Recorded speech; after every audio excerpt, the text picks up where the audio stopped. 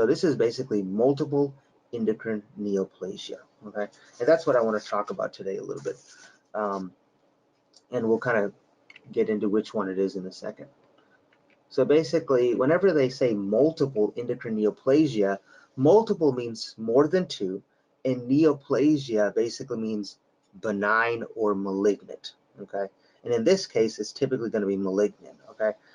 So multiple endocrine neoplasia is a autosomal dominant disease, and what that means is that you only need one, one inherited bad copy to have a problem in the genes.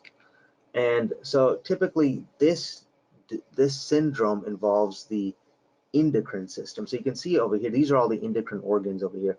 You have your thyroid gland, which basically affects all your metabolism. You have your parathyroid gland.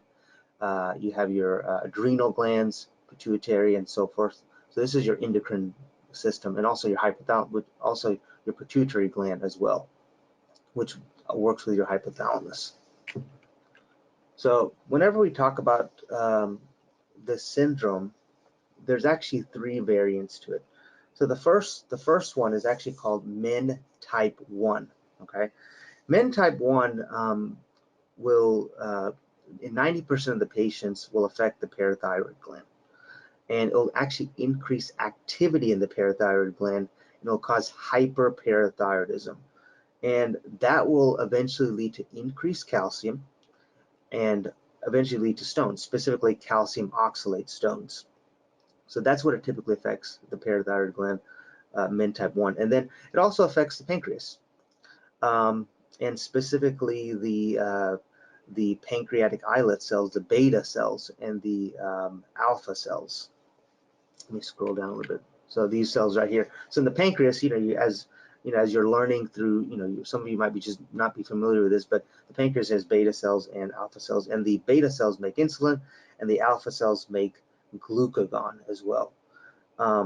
But one other thing that I want to also mention is that this Men type 1 also basically can cause a gastrinoma in the pancreas as well.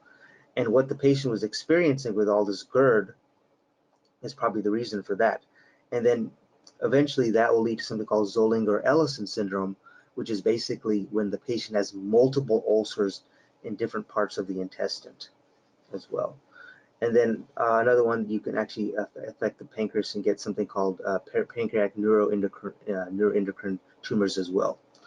Another system that this Men 1 affects also is the pituitary gland, and the pituitary gland is of course, in the near the brain area. For example, the cerebellum, and it's right below the hypothalamus as well, and it's pretty much the size of a pea.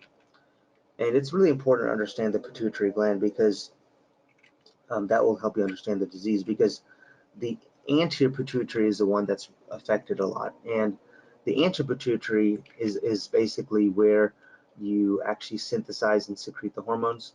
In the anterior pituitary, you make TSH, ACTH, LH, FSH, and GH and prolactin. And the posterior pituitary is where basically only two hormones are released, which is oxytocin and vasopressin. Right.